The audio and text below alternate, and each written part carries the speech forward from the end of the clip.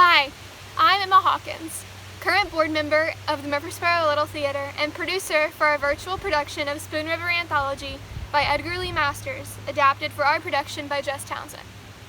The Murfreesboro Little Theatre is a 501c3, all-volunteer nonprofit organization.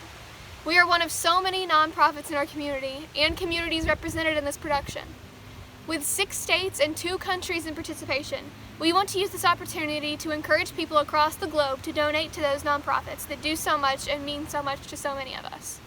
Locally in Murfreesboro, we have Oakland's Mansion that provided a home for us this year and provides a background for so many of these stories.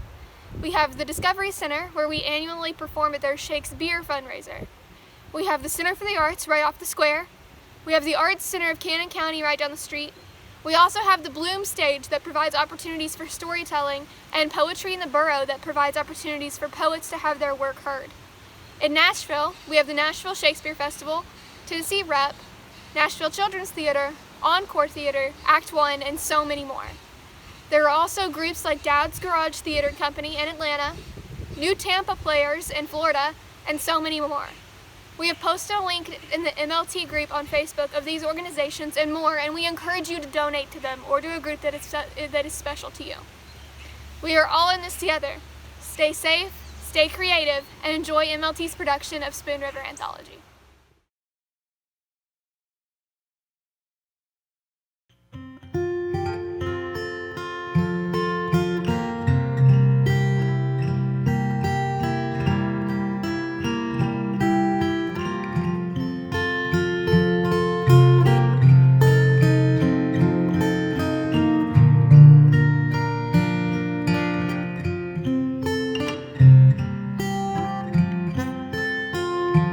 There's a land that is fairer than day, and by faith we can see it afar, for the Father waits over the way to prepare us a dwelling place there in the sweet by and by.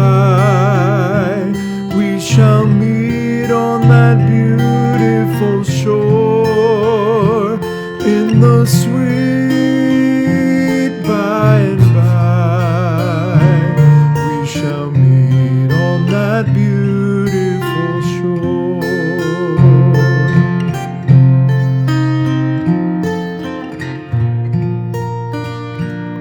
We shall meet on that beautiful shore.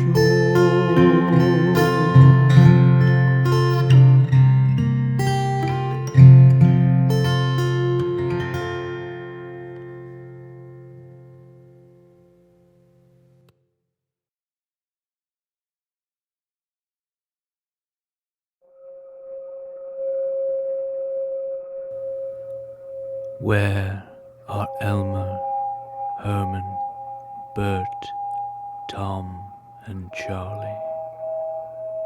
The weak of will, the strong of arm, the clown, the boozer, the fighter. All are sleeping on the hill.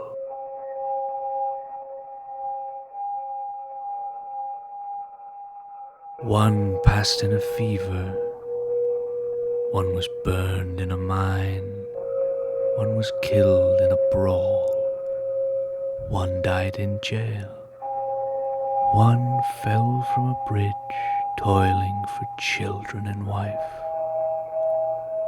All are sleeping, sleeping, sleeping on the hill.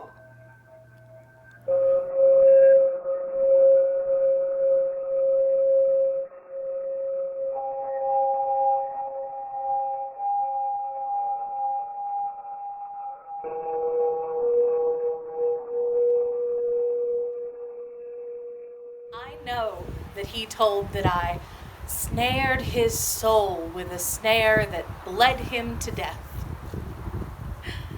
All the men loved him. Most of the women pitied him.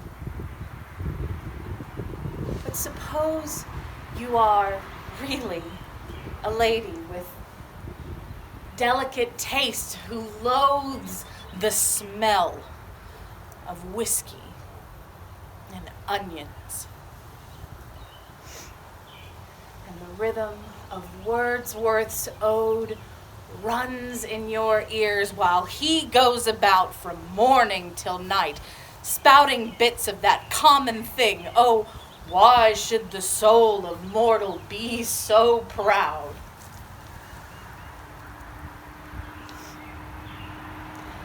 And suppose you are a woman, well endowed, and the only man with whom the law and morality will permit you to have that marital relation is the very man who fills you with disgust. Every time you think of it, while you think of it every time you see him. And that's why I drove him from the house to live with the dog in a dingy room back of his office.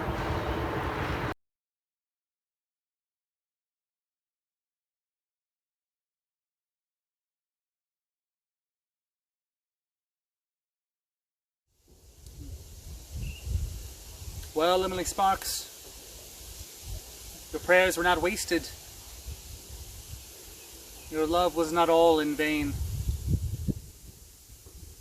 I owe what I was in life to your hope that would not give me up, to your love that saw me still as good. Dear Emily Sparks, let me tell you the story. I passed the effect of my father and mother. The milliner's daughter, made me trouble. And out I went into the world, where I passed through very peril, known of wine, and women, and joy of life. One night, in a room in the Rue de Rivoli, I drank wine with a black-eyed coquette. Then the tears swam into my eyes. She thought they were amorous tears and smiled, for her thoughts of conquest over me. And yet, my soul was 3,000 miles away, in the days when you would teach me in Spoon River. Just because you could no more love me, nor pray for me, nor write me letters. The eternal silence of you spoke instead. The black-eyed coquette took those tears for hers, as well as the deceptive kisses I gave her. Somehow, from that hour, I had a new vision. Dear Emily Sparks,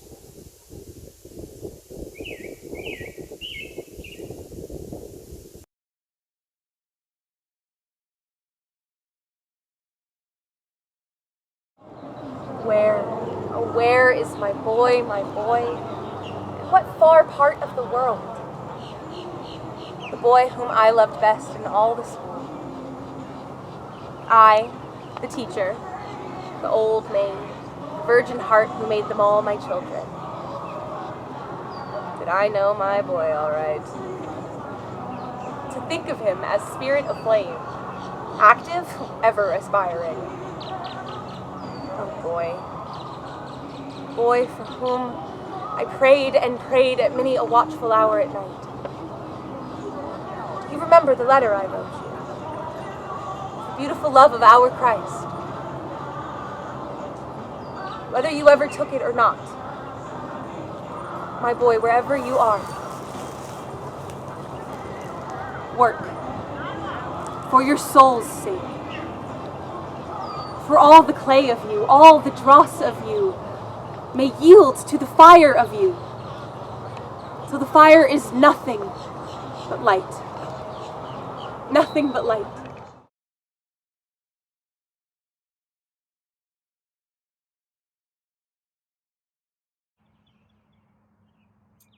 Did you ever hear of Editor Wedden giving to the public treasury any of the money he received for supporting candidates for office? Or for writing up the cannon factory to get people to invest? Or for suppressing the facts about the bank when it was rotten and ready to break? And have you ever heard of the circuit judge helping anybody but the Q Railroad or the bankers? Did Reverend Pete or Reverend Sibley give any part of their salary earned by keeping still or speaking out as the leaders wished them to the building of the waterworks? But I, Daisy Fraser, who walked along these streets through rows of nods and smiles and coughs and words such as, "There she goes," was never once brought before Justice Arnett without contributing $10 in costs to the school fund of Spoon River.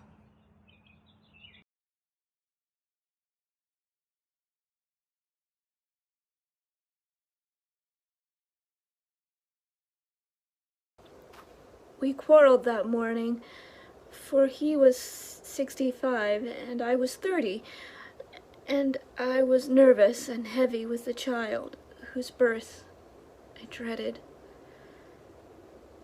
I thought over the last letter written me by that estranged young soul whose betrayal of me I had concealed by marrying the old man.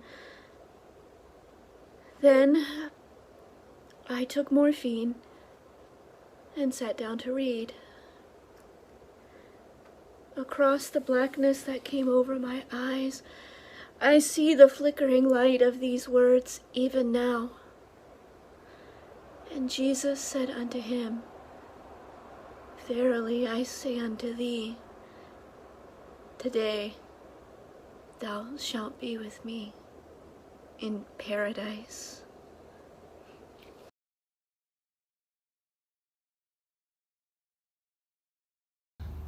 The prohibitionists made me town marshal when the saloons got voted out. Because when I was a drinking man, before I joined the church, I killed a Swede at the sawmill near Maple Grove. And they wanted a terrible man, grim, righteous, strong, courageous, to keep law and order in the village. They presented me with a loaded cane, with which I struck Jack McGuire, before he drew the gun with which he killed me. The prohibitionists tried in vain to hang him, for in a dream I appeared to one of the 12 jurors and told him the whole secret story.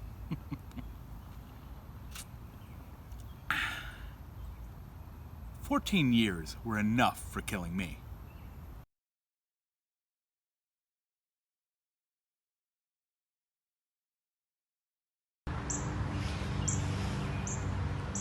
I would have been as great as George Eliot, but for an untoward fate.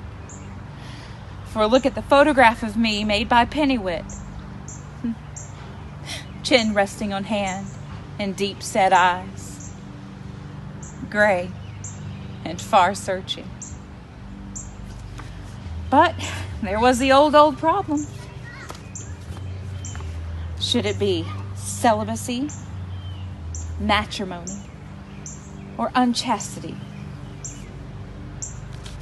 Then John Slack, the rich druggist, wooed me, luring me with the promise of leisure for my novel. And I married him, giving birth to 8 children, and had no time to write. It was all over with me anyway, when I ran the needle in my hand while I was washing the baby's things and died from lockjaw, an ironical death.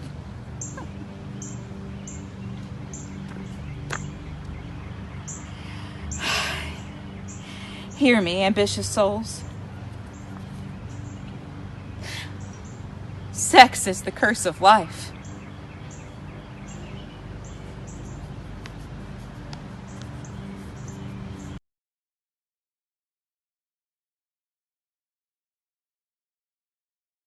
my wife lost her health and dwindled until she weighed scarce 90 pounds.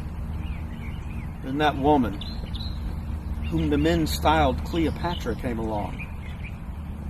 And we married ones all broke our vows, myself among the rest. Years passed, and one by one, death claimed them all in some hideous form.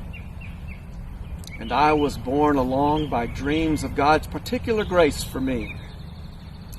And I began to write, reams on reams of the second coming of Christ. And Christ came to me and said, "Go into the church and stand before the congregation and confess your sin." But just as I stood up and began to speak, I saw my little girl, who was sitting on the front seat. My little girl who was born blind. After that, all is blackness.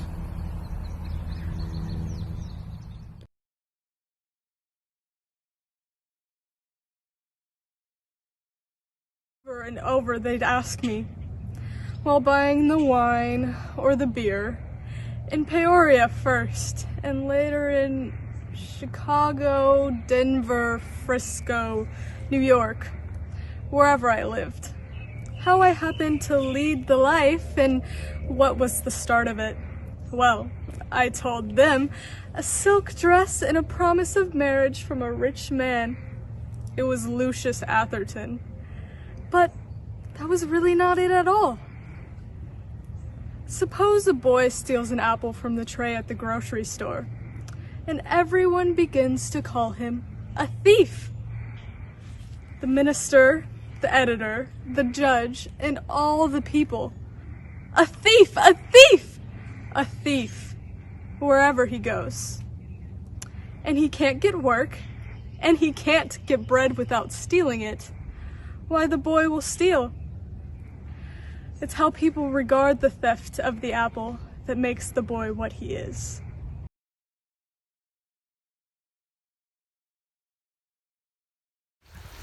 When my mustache curled and my hair was black, and I wore tight trousers and a diamond stud, I was an excellent knave of hearts and took many a trick. But when the gray hairs began to appear, oh, a new generation of girls laughed at me, not fearing me, and I had no more exciting adventures wherein I was all but shot for a heartless devil, but only drabby affairs, warmed over affairs of other times and other men. And time went on until I lived at Mayor's Restaurant, partaking of short orders. A gray, untidy, toothless, discarded rural Don Juan. There's a mighty shade here who sings of one named Beatrice, and I see now that the force that made him great drove me to the dregs of life.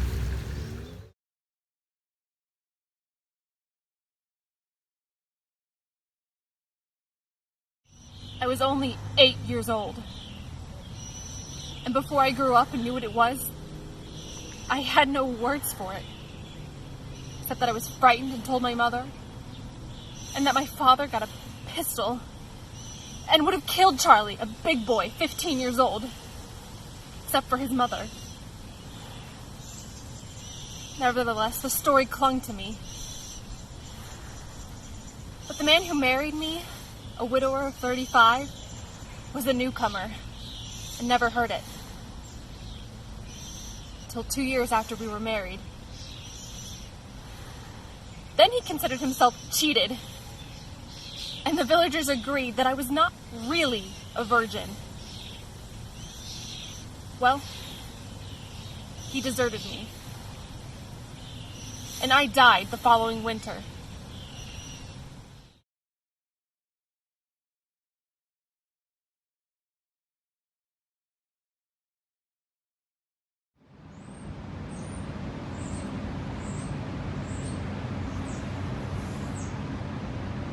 I spent my money trying to elect you mayor, A.D. Blood. I lavished my adoration upon you. You were, to my mind, the almost perfect man. You devoured my personality, the idealism of my youth, and the strength of a high soul fealty. And all my hopes for the world and all my beliefs in truth were smelted up in the blinding heat of my devotion to you and molded into your image. And then when I found out what you were, and your soul was small and your words were false as your blue-white porcelain teeth and cuffs of celluloid, I hated the love I had for you. I hated myself. I hated you for my wasted soul and wasted youth. I say to all, beware of ideals. Beware of giving your love away to any man alive.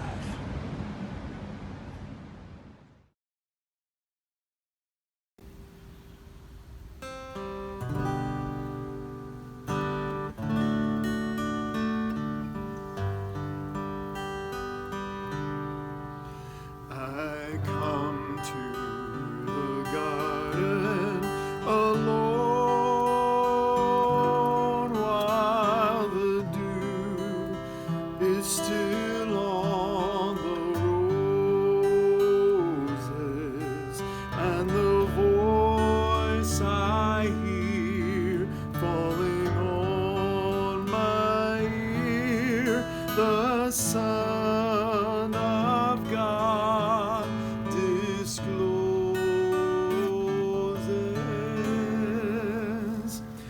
and he walks with me, and he talks with me, and he tells me I am his own, and the joy we share as we tarry there, none other has ever known. He speaks, and the sound of his voice is so sweet, the birds hush their singing, and the melody that he gave to me within my heart is ringing,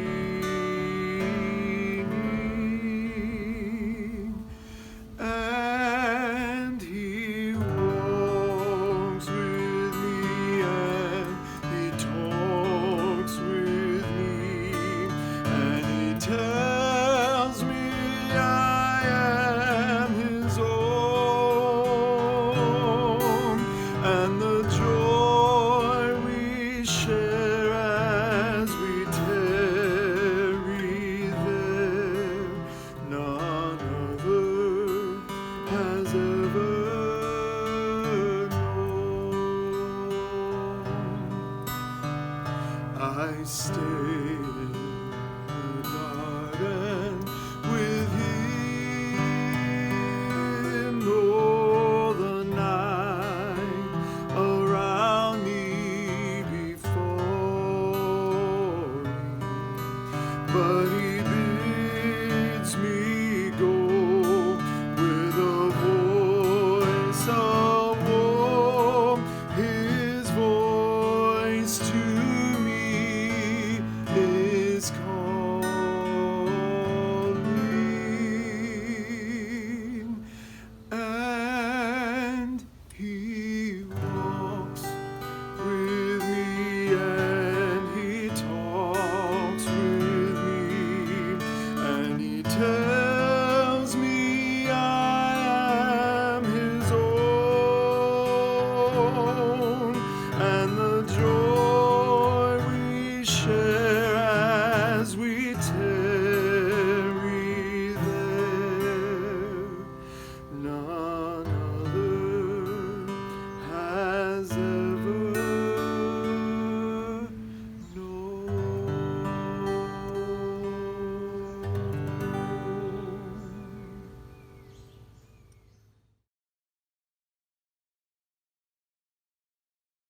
When Tyler Roundtree ran away and threw me, I went to Springfield. There, I met a lush whose father, just deceased, left him a fortune. He married me when drunk. My life was wretched. A year passed, and one day, they found him dead. That made me rich. I moved on to Chicago. After a time, I met Tyler Roundtree. Villain. I moved on to New York. A gray-haired magnate went mad about me. So another fortune. He died right there in my arms, you know. I saw his purple face for years thereafter. There was almost a scandal. I moved on, this time to Paris. I was now a woman insidious, subtle, versed in the world, and rich. My sweet apartment near Champs-Élysées became the center of all sorts of people. Musicians, poets, dandies, artists, and nobles. Where we spoke French, German, Italian, English. I wed Count Navigato, a native of Genoa. We went to Rome. He poisoned me, I think. Now here, in Camposanto, overlooking the sea where Columbus dreamed of new worlds, see what they chiseled. Contessa Navigato, implora eterna quiete.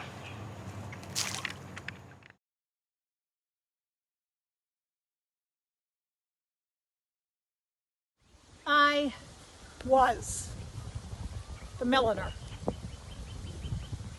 Talked about, lied about, the mother of Dora, whose strange disappearance was charged to her rearing. My eye, quick to beauty, saw much beside ribbons and buckles and feathers and leghorns and felt to set off sweet faces and dark hair and gold. One thing I will tell you, and one I will ask. The stealers of husbands wear powder and trinkets and fashionable hats. Wives, wear them yourselves. Hats may make divorces. They also prevent them. And now I will ask you,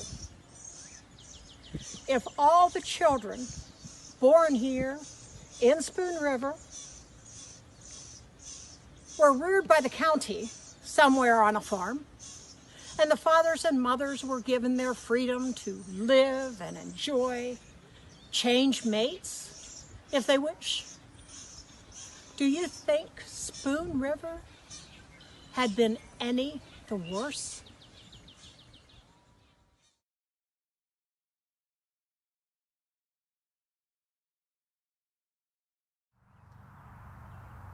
Well, don't you see? This was the way of it. We bought the farm with what he inherited, and his brothers and sisters accused him of poisoning his father's mind against the rest of them. And we never had any peace with our treasure. The murrain took the cattle, and the crops failed. And lightning struck the granary. So we mortgaged the farm to keep going.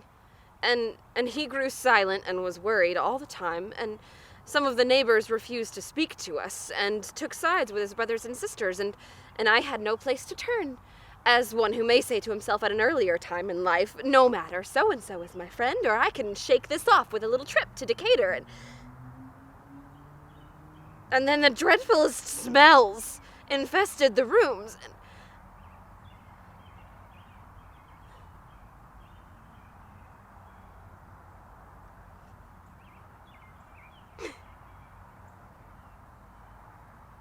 So I set fire to the beds. And the old witch house went up in flames.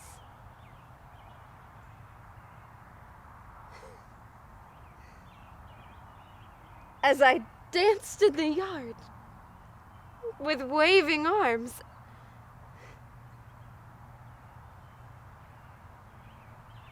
and he wept like a freezing steer.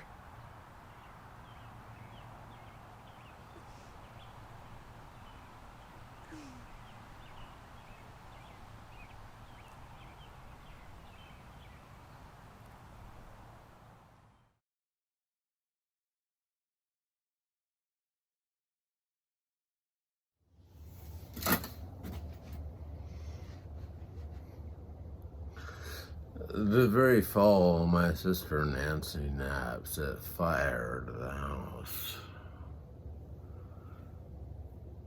They were trying Dr. Duvall for the murder of Zora Clemens. And I sat in the court for 2 weeks listening to every witness. It was clear he had got her in a family way, and to let the child be born would not do.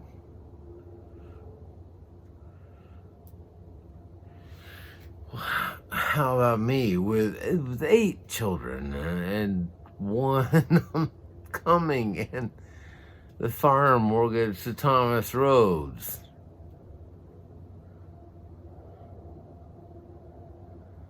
And when I got home that night, after listening to the story of the buggy ride and the finding of Zora in the ditch,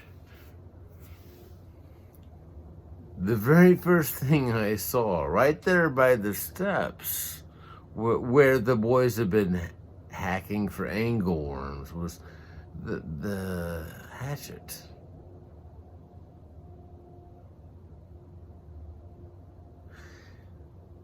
And as I entered the house, there was my wife standing before me, big with child.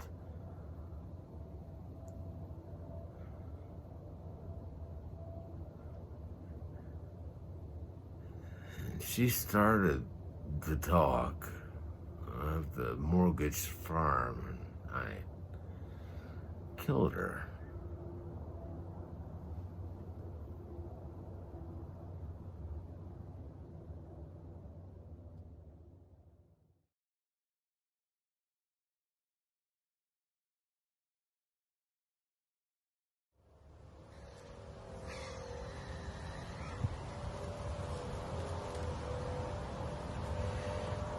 They charged me with disorderly conduct. There being no statute on blasphemy. Later, they locked me up as insane, where I was beaten to death by a Catholic guard. My offense was this. I said God lied to Adam and destined him to lead the life of a fool, ignorant that there is evil in the world as well as good. And when Adam outwitted God by eating the apple and saw through the lie, God drove him out of Eden to keep him from taking the fruit of immortal life. For Christ's sake, you sensible people, Here's what God says about it in the book of Genesis.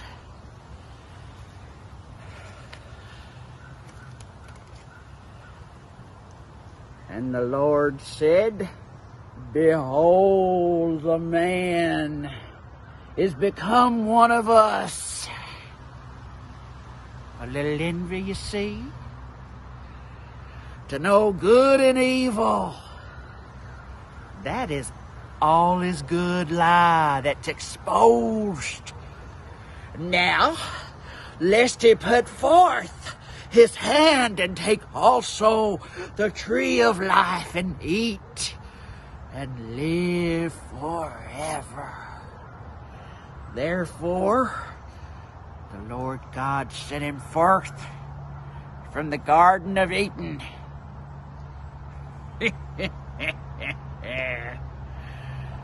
The reason I believe God crucified his own son to get out of the wretched tangle is 'cause it sounds just like it.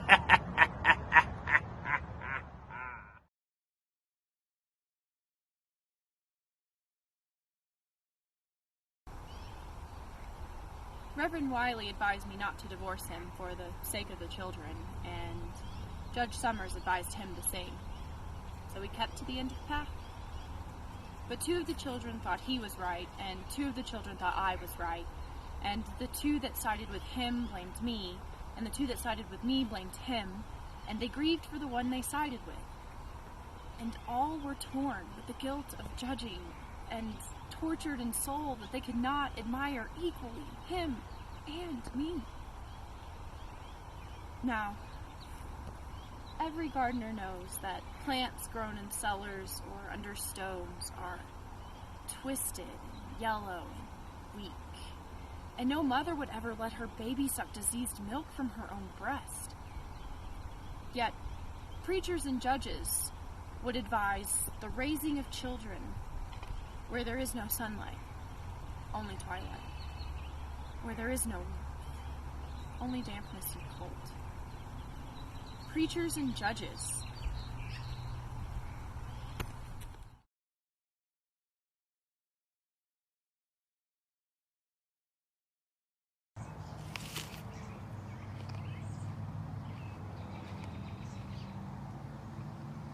Rich.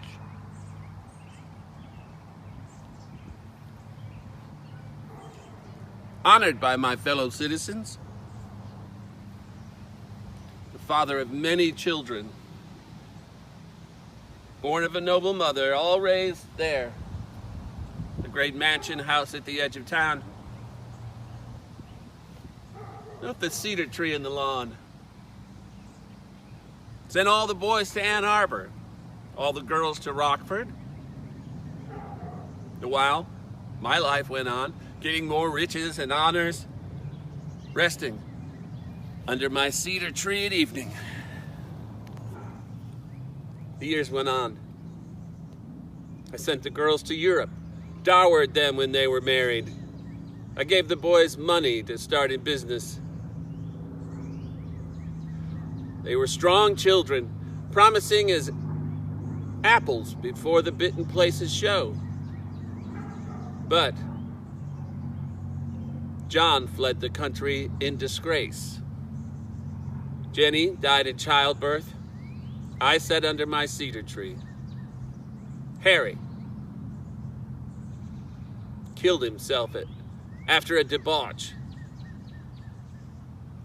Susan was divorced. I sat under my cedar tree. Paul was invalided from overstudy. Mary became a recluse and stayed at home over love of a man.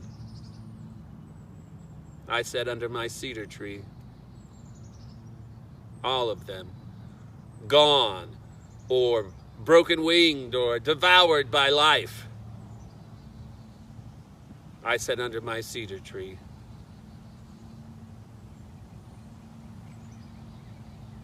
My mate, the mother of them, was taken. I sat under my cedar tree till 90 years were told. O maternal earth, which rocks the fallen leaf to sleep.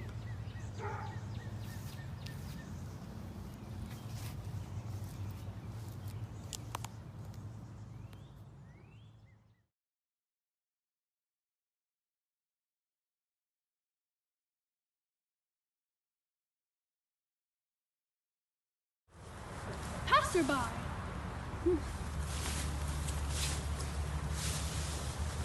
To love is to find your own soul through the soul of the beloved one.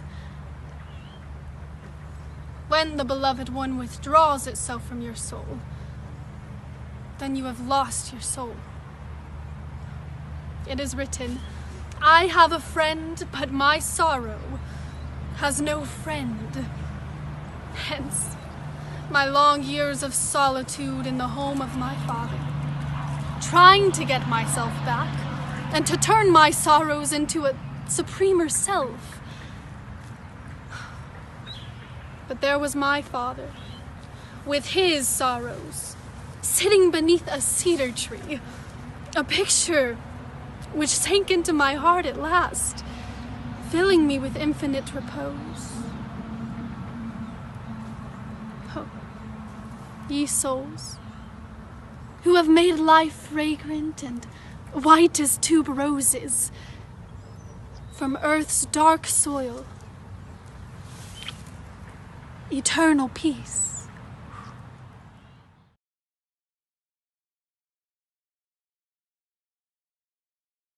A stepmother drove me from home, embittering me. A squaw man, a flaneur and dilettante, took my virtue.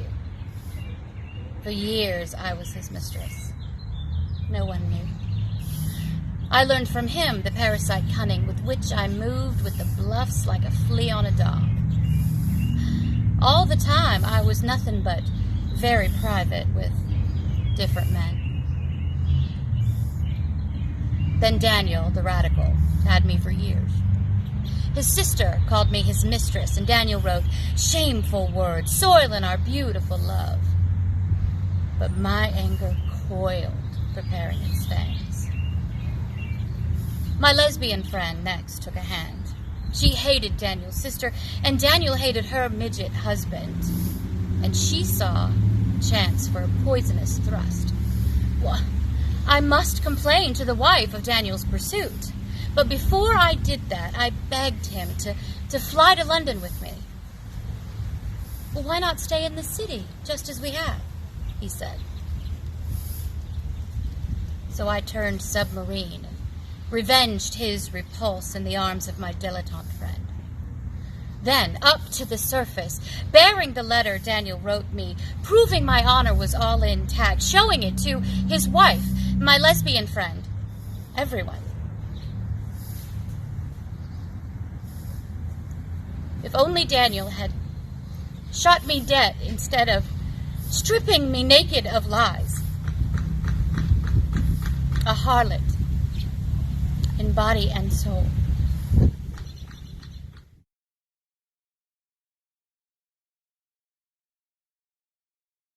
I was a peasant girl from Germany, blue-eyed, rosy, happy, and strong. And the first place I worked was at Thomas Green's. On a summer's day, when she was away, he stole into the kitchen and took me right in his arms and kissed me on my throat, I turning my head. Then neither of us seemed to know what happened. And I cried for what would become of me. And cried as my secret began to show. One day Mrs. Green said she understood and would make no trouble for me. Would being childless, would adopt it. He had given her a farm to be still. So she hid in the house, would set up rumors as if it were going to happen to her. And all went well, and the child was born. They were so kind to me. Later I married Gus Wertman, and the years passed.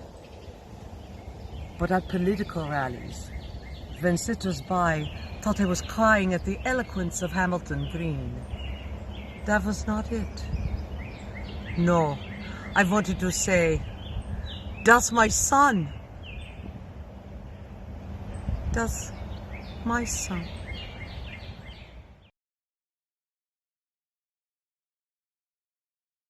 The secret of the stars, gravitation.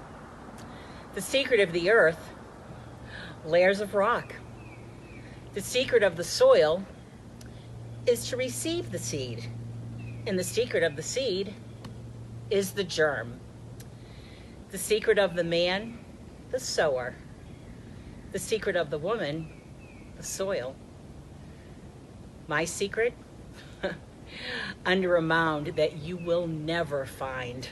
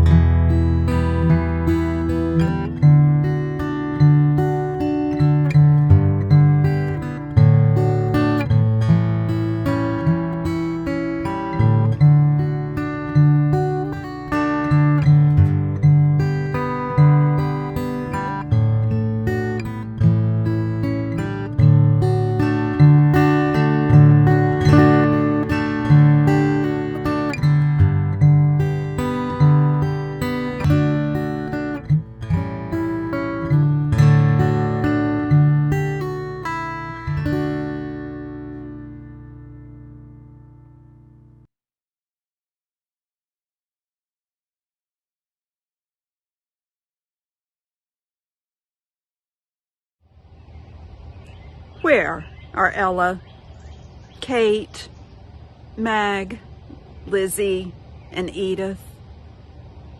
The tender heart, the simple soul, the loud, the proud, the happy one.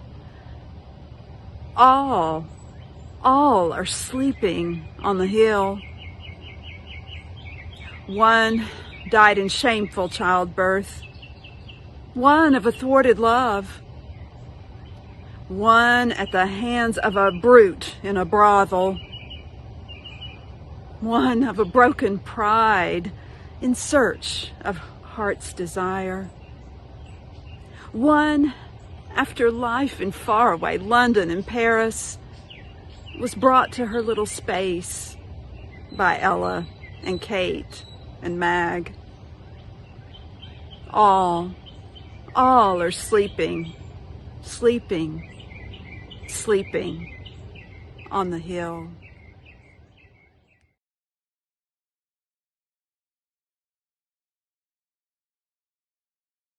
Widow MacFarlane, weaver of carpet for all the village. And I picture you still at the loom of life, you who are singing to the shuttle and lovingly watching the work of your hands. Now, if you've reached the day of hate, of terrible truth, for the cloth of life is woven, you know, to a pattern hidden under the loom, a pattern you never see. And you weave high-hearted, singing, you guard the threads of love and friendship, and for noble figures in gold and purple. And long after other eyes can see, you have woven a moon-white strip of cloth.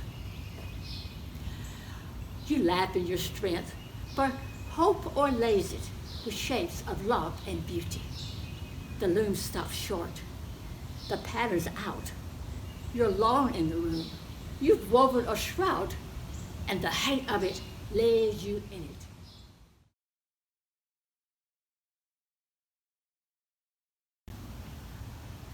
To be able to see every side of every question. To be on every side. To be everything. To be nothing long. To pervert truth. To write it for a purpose. To use great feelings and passions of the human family for base designs. For cunning ends.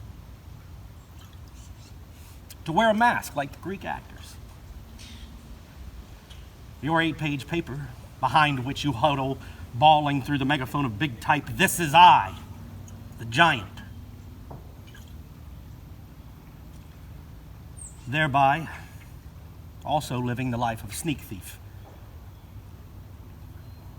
Poisoned with the anonymous words of your clandestine soul. To scratch dirt over scandal for money and exhume it to the winds for revenge.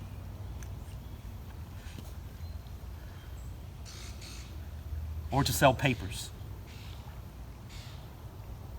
Crushing reputations or bodies if need be, to win at any cost. Save your own life. To glory in demoniac power, ditching civilization as a paranoid boy puts a log on the track and derails the express train.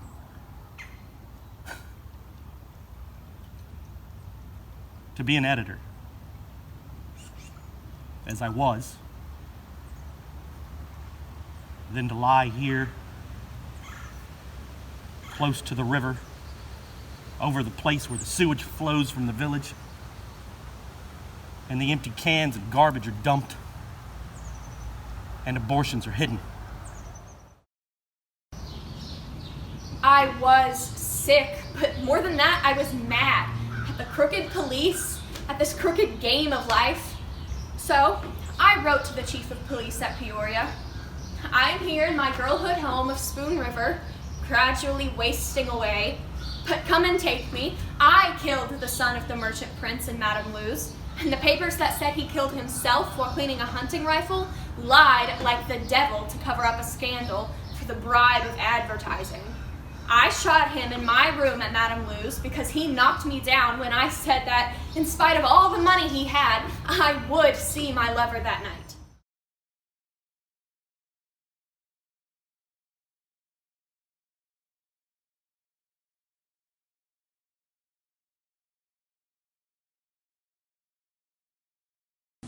She loved me. Oh, how she loved me. I never had a chance to escape. From the first time she saw me, I thought that maybe after we were married, she might prove her mortality and let me out, or divorce me. But few die, and none retire. So I ran away. I was gone for a year, on a lark. But she never complained. She said all will be well, and that I'd return. And I did return. I told her that while taking a boat for a row near Van Buren Avenue, that I was kidnapped by pirates on Lake Michigan and held in chains and was unable to write. She cried. She kissed me. She said, how cruel, outrageous, inhumane. It was at that moment that I concluded our marriage was a divine dispensation, only to be dissolved by death. And I was right.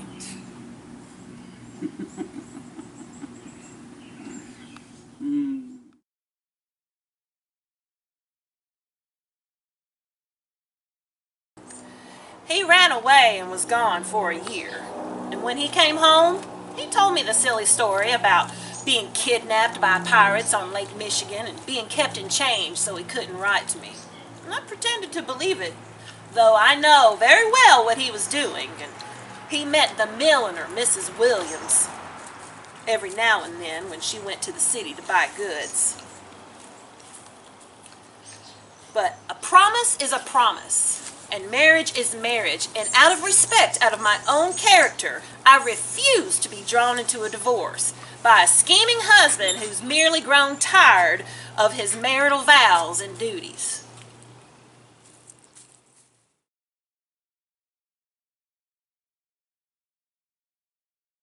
My life flows on in endless song above earth's lamentation.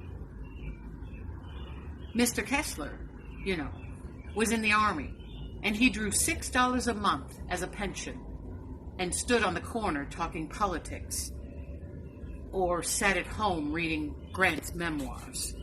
I supported the family by washing, learning the secrets of all the people, from their curtains and counterpanes, shirts and skirts.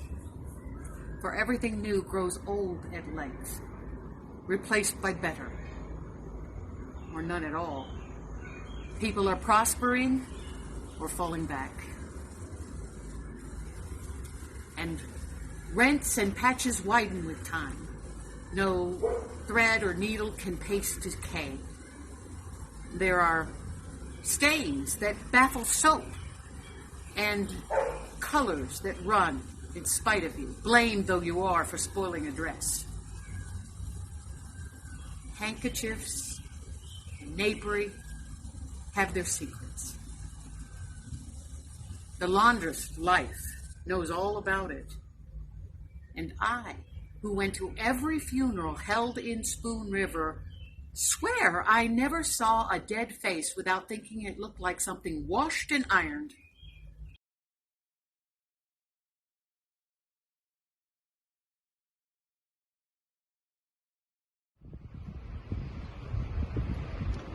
I was the daughter of Lambert Hutchins, born in a cottage near the grist mill, reared in the mansion there on the hill with its spires, bay windows, and roof of slate.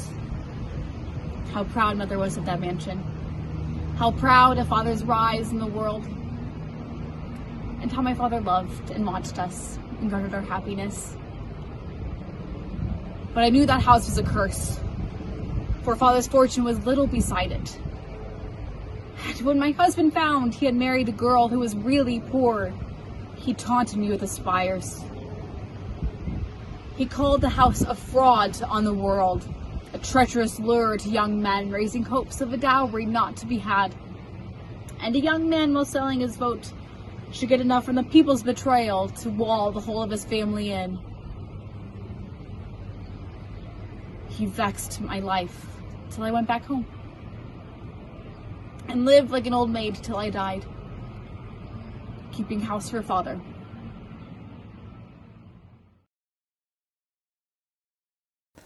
My parents thought that I would be as great as Edison, or greater. For as a boy I made balloons, and wondrous kites, and toys with clocks, and little engines with a track to run on, and telephones of can and string. I played the cornet, painted pictures, I modeled clay, and I even played the part of the villain in the Octoroon.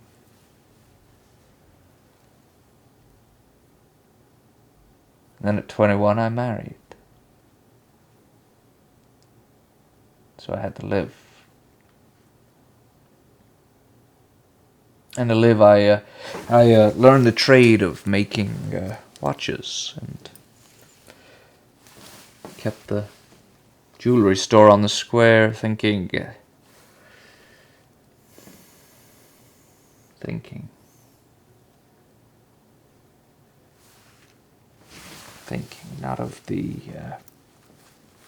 not of business, but of the engine that I'd studied the calculus to build.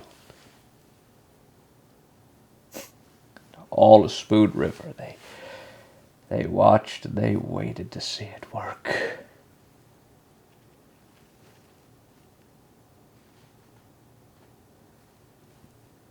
But it never worked.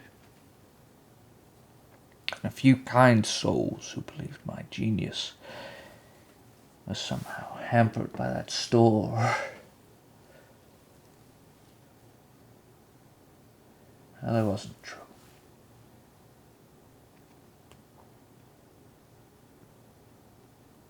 The truth was this.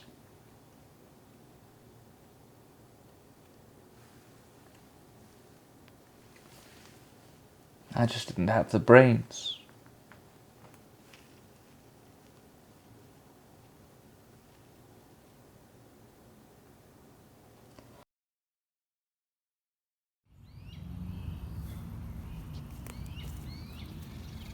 If the learned Supreme Court of Illinois got at the secret of every case as well as it does the case of rape, well, it would be the greatest court in the world.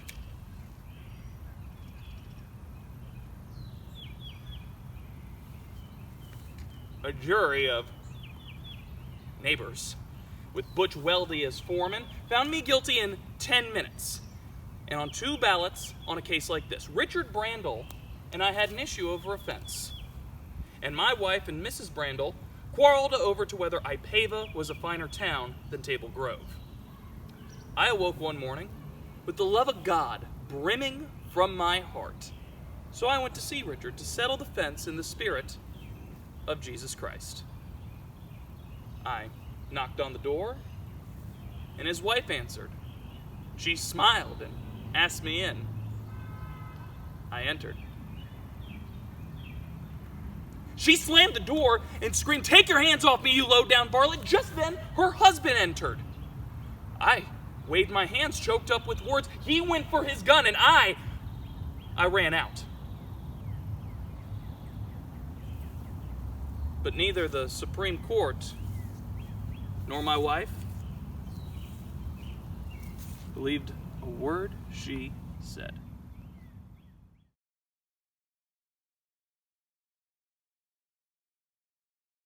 I wanted to go away to college, but rich Aunt Persis wouldn't help me.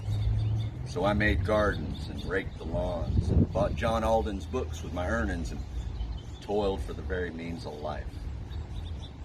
I wanted to marry Delia Prickett. How could I do it with what I earned?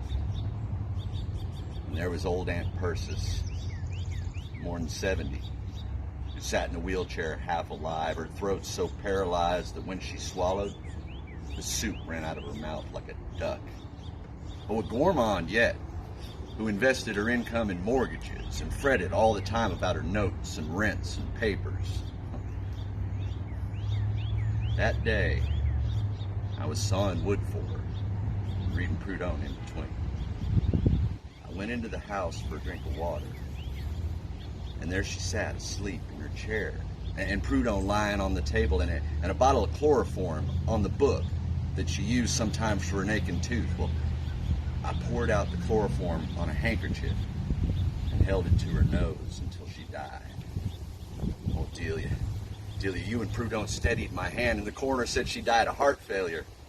Well, I married Delia and got the money.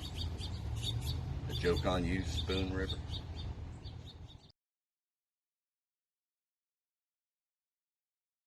How many times in the 20 years I was your leader, friends of Spoon River, did you neglect the convention and caucus and leave the burden on my hands of guarding and saving the people's cause? Sometimes because you were ill, or your grandmother was ill, or you drank too much and fell asleep. Or else you said, he is our leader, all will be well. He fights for us. We have nothing to do but follow. But oh, how you cursed me when I fell, and cursed me, saying I had betrayed you.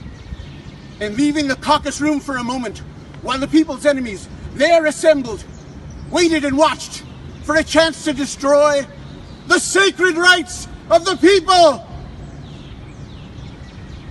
You common rabble, I left the caucus room to go to the urinal.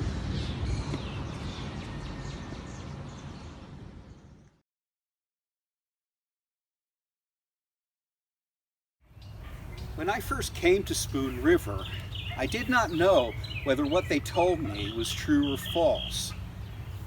They would bring the epitaphs and stand around the shop while I worked and say, he was so kind. He was wonderful. She was the sweetest woman. He was a consistent Christian. And I would chisel whatever they wished, all in ignorance of the truth. Later, as I lived among the people here, I knew how near to life were the epitaphs they had ordered for them as they died. Yet still, I would chisel whatever they paid me to chisel, and made myself party to the false chronicles of the stones, even as the historian does, who writes without knowing the truth, or because he has been influenced to hide it.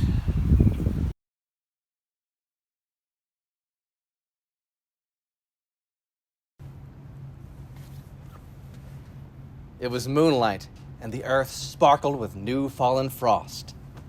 It was midnight, and not a soul was abroad. Out of the chimney of the courthouse, a greyhound of smoke leapt and chased the northwest wind.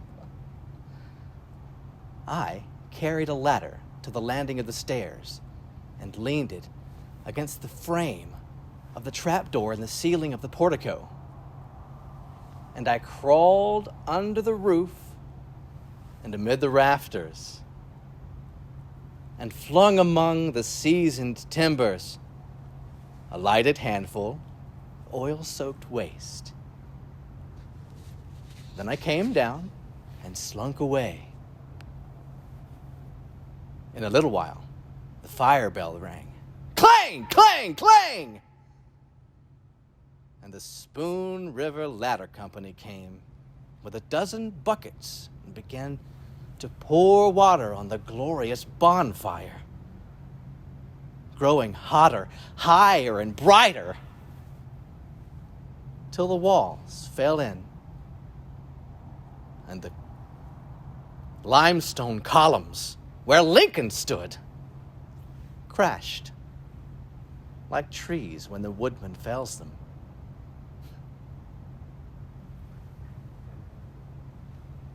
When I came back from Joliet, there was a new courthouse with a dome.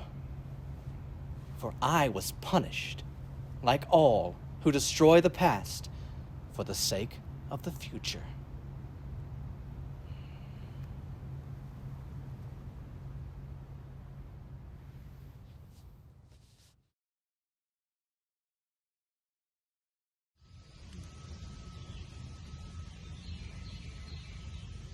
Dust of my dust, and dust with my dust.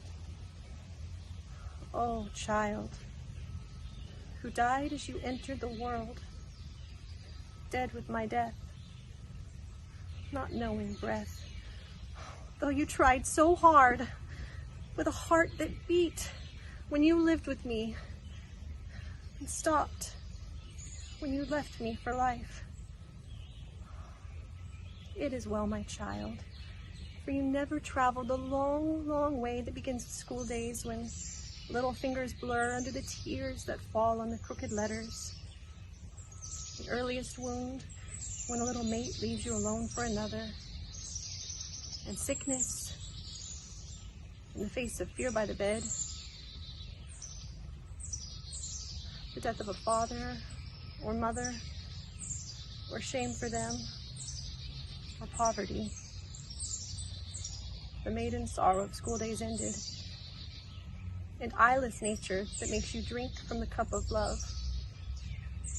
though you know it's poisoned.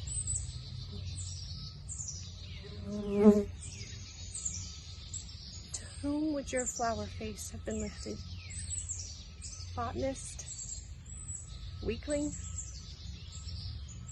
Cry of what blood to yours? Pure or foul, for it makes no matter, it's blood that calls to our blood. And your children, what might they be? And what your sorrow? Child, child, death is better than life.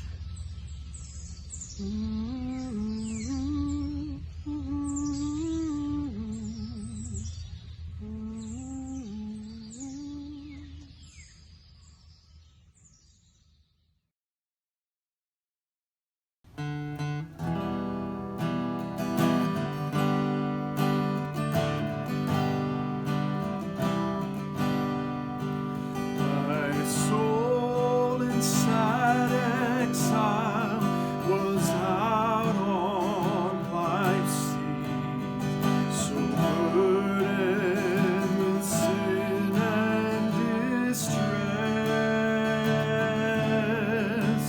till I heard a sweet voice saying, "Make me your choice." Then I entered the haven of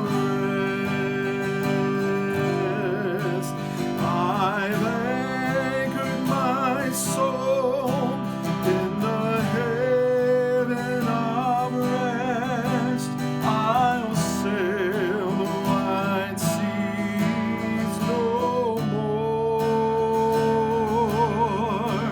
The tempest may sweep o'er the wild stormy deep. In Jesus I'm safe.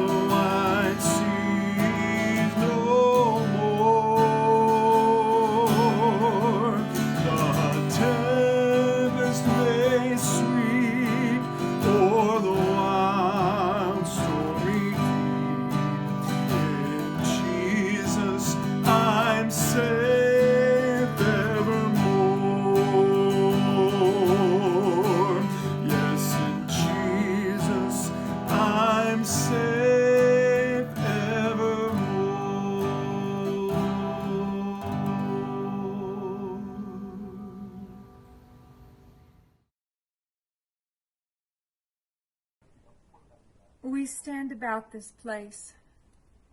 We, the memories, and shade our eyes because we dread to read. June 17th, 1884. 21 years and 3 days, and all things have changed. And we, the memories, stand here for ourselves alone, for no eye marks us or knows why we are here.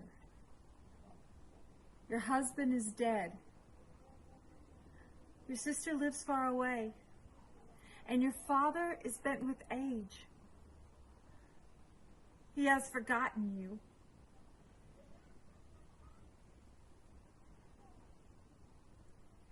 No one remembers your exquisite face,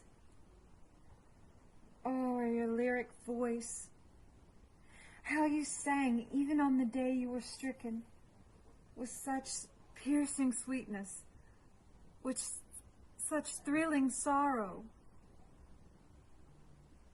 Before the advent of the child that died with you.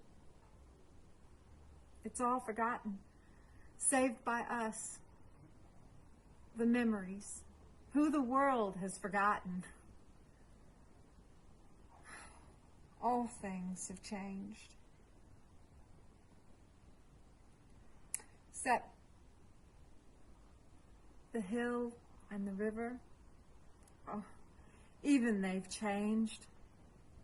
Only the burning sun and the quiet stars stayed the same. And we, the memories, close our eyes with weariness of tears. Oh, immeasurable weariness.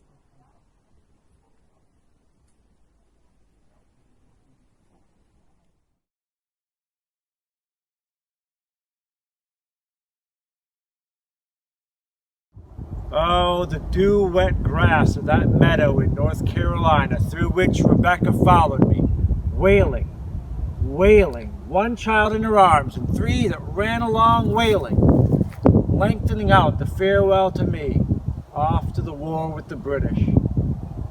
Then the long, hard years up to the day of Yorktown, and then my search for Rebecca, finding her at last in Virginia. 2 children dead in the meanwhile. We went by oxen to Tennessee, thence, after years, to Illinois, at last to Spoon River. We cut the buffalo grass, we felled the forests, we built the schoolhouses, built the bridges, leveled the roads and tilled the fields alone, with poverty, scourges, death.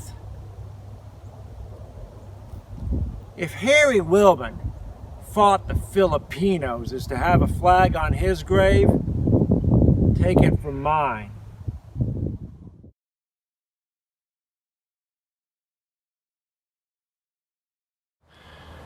In a lingering fever, strange visions come to you. I was in the little house again, with its great yard of clover, running down to the board fence, shadowed by the oak tree, where we children had our swing. Yet the little house was a manor hall, set in a lawn, and by the lawn was the sea.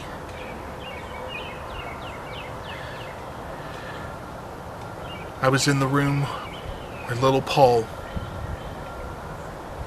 strangled from diphtheria. Yet it was not this room. It was a sunny veranda, enclosed within mullioned windows. And in a chair sat a man in a dark cloak, with a face like Euripides. He had come to see me, or I had gone to see him, I couldn't remember. We could hear the beating of the sea. The clover nodded under a summer wind. And little Paul came up to the window with clover blossoms and smiled. And I said, "What is divine despair, Alfred?" "Have you not read Tears? Idle Tears?" he asked. "Yes, but do you not there express divine despair?" "My poor friend," he answered, "that is why the despair was so divine."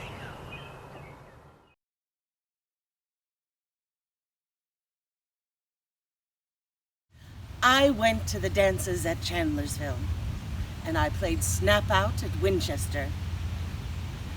One time we changed partners, driving home in the moonlight in the middle of June. And then I found Davis. We were married and lived together for 70 years, enjoying working, raising the 12 children, 8 of whom I'd lost ere I reached the age of 60. I spun, I wove, I kept the house, I nursed the sick, I made the garden, and for holiday, rambled o'er the fields where the larks sang. And by Stone River, gathered many a shell, and many a flower, and medicinal weed, shouting to the wooded hills, singing to the green valleys. At 96, I had lived enough. That is all, and passed to a sweet repose. What is this I hear of sorrow and weariness, anger, discontent, and drooping hopes? Degenerate sons and daughters. Life is too strong for you. It takes life to love life.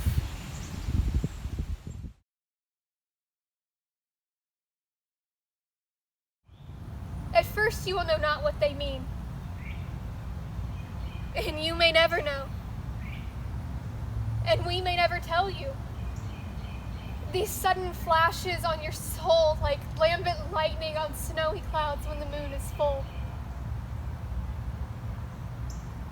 They come in solitude, or perhaps you sit with your friend, and all at once silence falls on speech, and his eyes without a flicker glow at you. And there you sit thrilling, lest the mystery stand before you and strike you dead with a splendor like the sun's. Be brave, all souls who have such visions. As your body is as alive as mine is dead. And you're catching a little whiff of the ether reserved for God himself.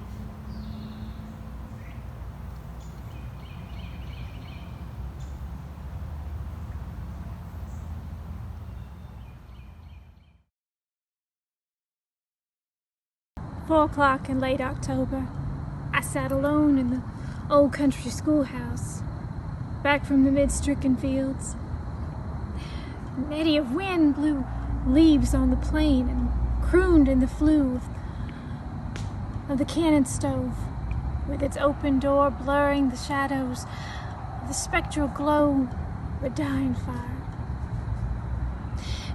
In an idle mood, I was running the planchette, and all at once my wrist grew limp.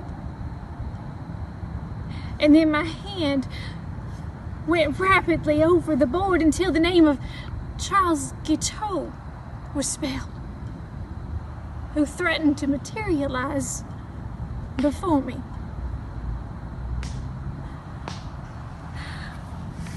I rose and fled the house bareheaded, And all at once, the spirits swarmed. Caesar and Chaucer and Poe and Marlowe, wherever I went with messages.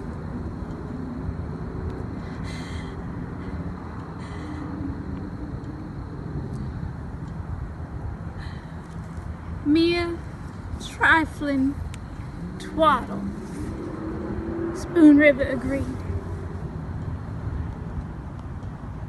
You talk nonsense to children, don't you? And what if what I saw you had never seen and had no words for? I must talk nonsense when you ask what it is that I see.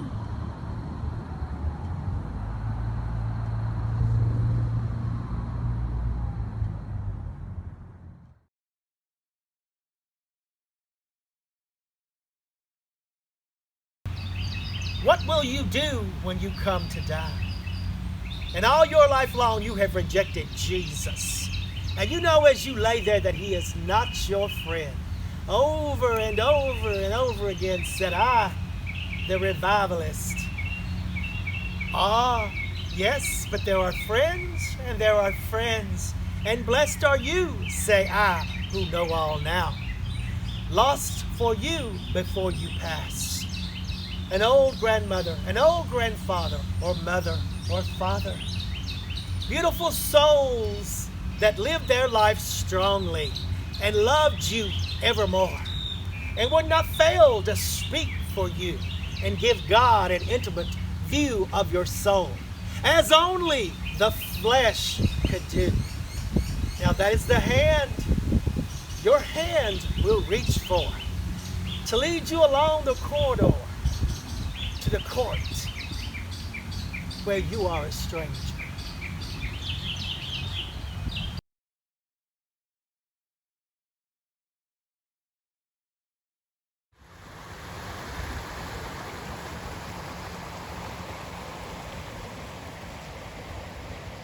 I was amid multitudes of children dancing at the foot of a mountain.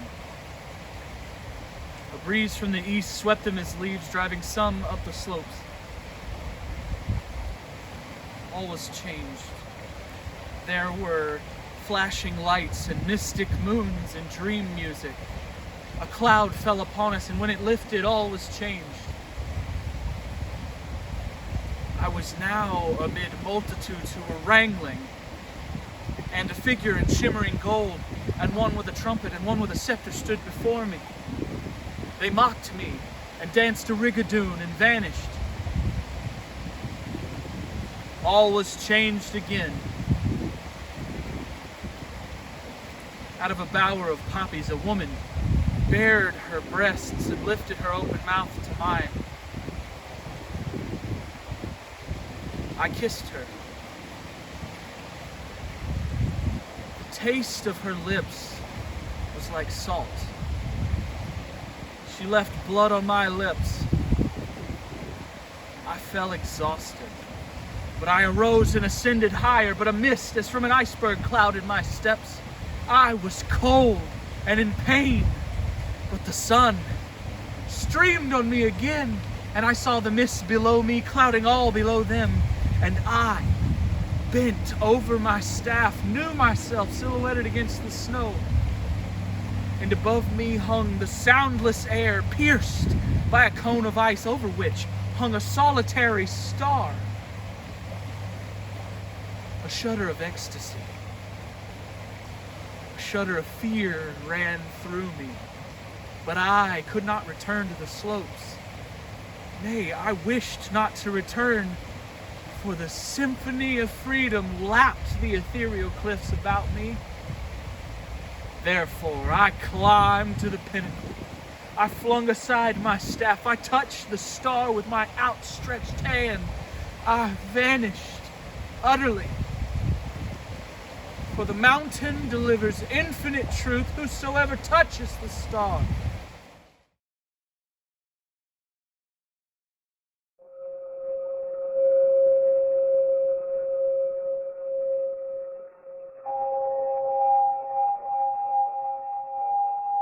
They brought them dead sons from the war, and daughters whom life had crushed, and their children, fatherless, crying.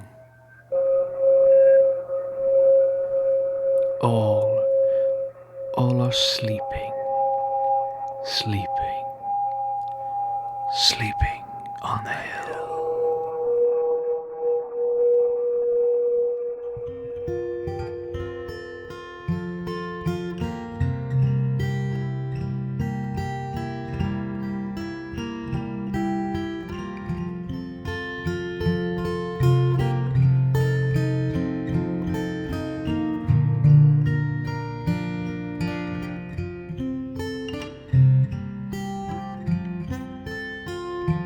We shall sing on that beautiful shore the melodious songs of the blessed, and our spirits shall sorrow no more.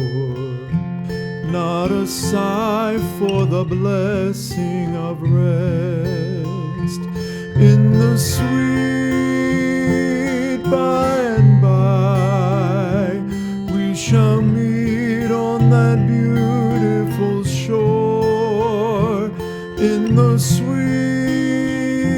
by and by. We shall meet on that beautiful shore.